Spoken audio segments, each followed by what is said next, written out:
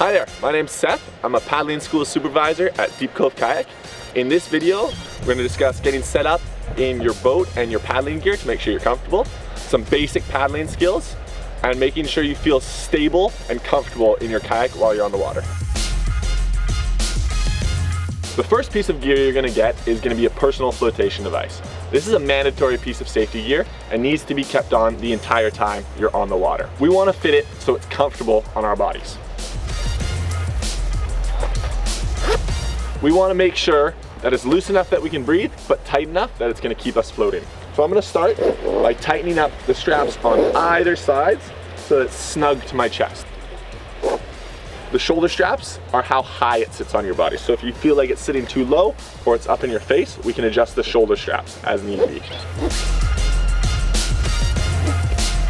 To know if your PFD is fit correctly, you should pull up on your shoulders like this, making sure it's tight enough that it doesn't slide above your head, but loose enough that you can breathe comfortably.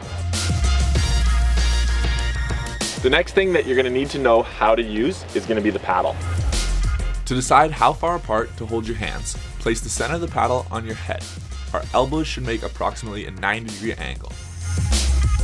We want to make sure we always have the flat side of the paddle facing us. We can tell it's facing us is if we can read the letters on the blade of the paddle.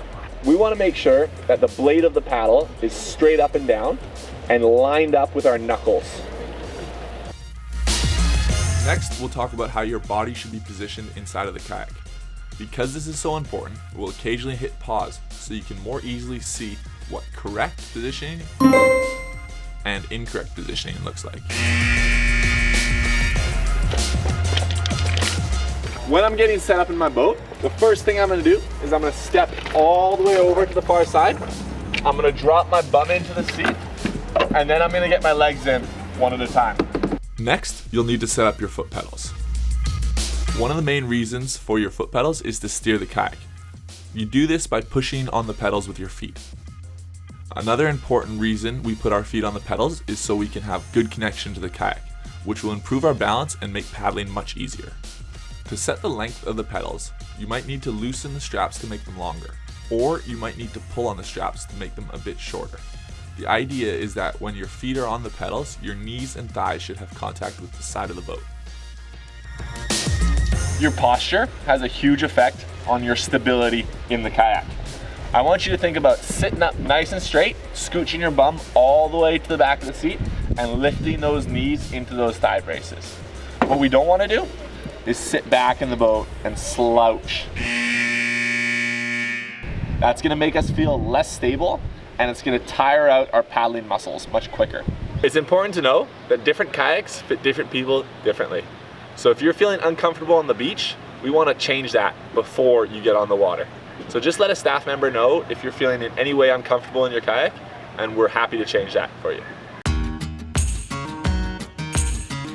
To move your kayak forward, I'm going to reach all the way to my toes, make sure I'm putting the whole blade of the paddle in the water, and pulling with my whole body until it gets to my hips. Then I'm going to do the same on the other side.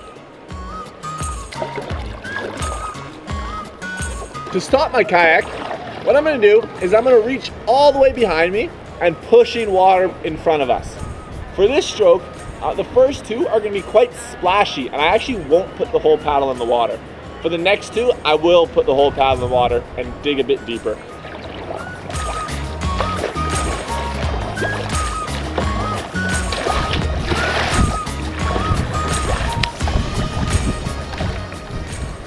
If we need to reverse our kayak, all I'm going to do is reach behind me and push water away from me on either side.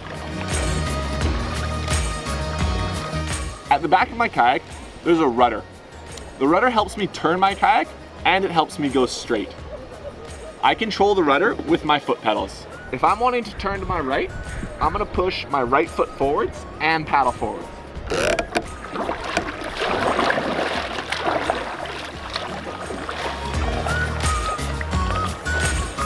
If I'm wanting to turn to my left, I'm going to press my left foot down while I'm paddling forwards.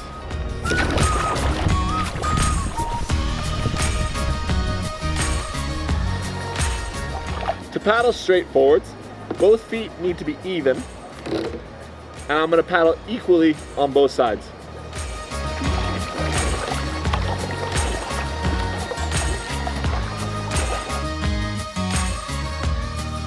Some of the biggest mistakes that people make when they're paddling forward, not having the blade lined up with our knuckles. So having their paddle slice through the water. Just remember, we want to put the whole blade of the paddle completely in the water.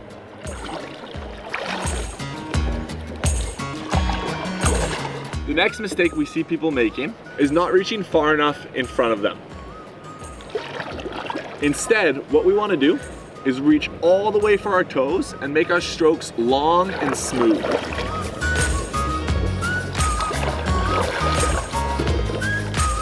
Stability in your kayak is essential for safety and your overall enjoyment of the paddle.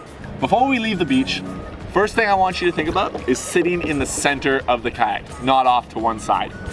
Next thing I'll get you to do is just to rock the boat side to side very gently, keeping our torso straight up and down in the boat and letting our hips move independently of your torso. For example, if a big wave comes by, we want to be able to let the boat rock underneath us without leaning our body out to the side.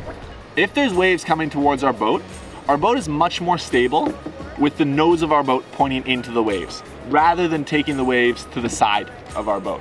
So if I see waves coming, I'm going to turn my kayak directly into the waves and keep paddling through the waves. When we're paddling, it's really important to keep our upper body inside of the kayak. So things like reaching out to a friend or looking in the water or leaning back to take selfies can destabilize us while we're in the water. So let's remember to keep our upper body over the center of the kayak. When we're paddling with a group, the best thing to do is to be within swimming distance of the shoreline.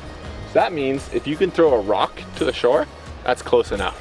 If we're gonna make any crossings during our kayak trip, we wanna do so over the shortest possible distance. So we'll try to make our crossings as short as possible, also making sure that we're gathered with our entire group and everybody is rested and well aware of where we're crossing to.